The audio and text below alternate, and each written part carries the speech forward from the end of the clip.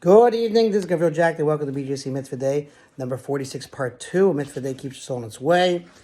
I want to thank Jonathan and Sarah Levitt for being one of our Chai Club members, our newest Chai Club member. Thank you very much.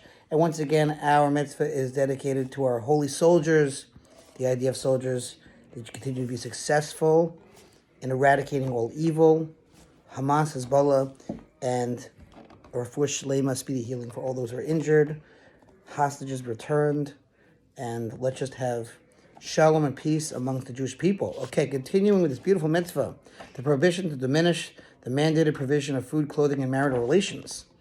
Among the laws of the mitzvah are the following. That which our sages of blessed memory said regarding one who stipulates with his prospective wife that he is marrying her on condition that you shall have no claim upon me for food, clothing, or marital relations. Not nice, but that's what he said.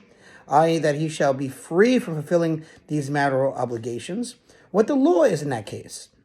Another law is that which the sages stated, that upon marriage the wife rises to the husband's station. We'll see what that means. Even if previously she was accustomed to less, but she does not descend to a station if previously she was accustomed to more. You got to know who you're marrying.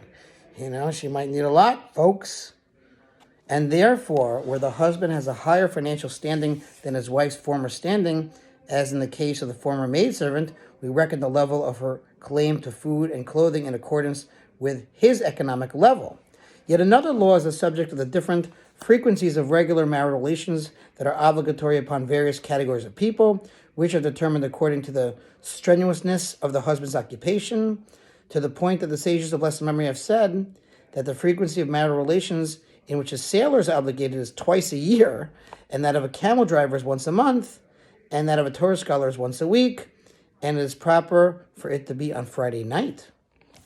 These and the remaining details regarding this mitzvah are set forth in the Talmud in various places spread throughout the order of Nashim, which means women. That's the order in the Mishnah. As Chinuch wrote earlier, the obligation of this mitzvah applies to one who marries his maidservant, as well as to any husband toward his wife. Now, with regard to a maidservant, these laws are certainly applicable only in those times when one may legally own a maidservant. That is, when the laws of Yovel are in effect, the 50th year, when every slave goes free. The Chinuch discusses the applicability of the mitzvah with regard to a free woman.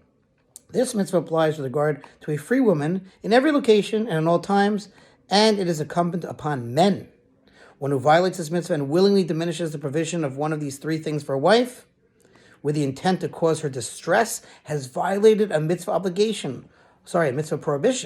The Chinuch explains that unlike many other violations of mitzvah prohibitions, violations of this prohibition is not cause for corporal punishment, and the violator is considered as one who transgressed an order of the king, but the court does not administer the punishment of lashes for violation of this mitzvah prohibition because its violation does not involve action.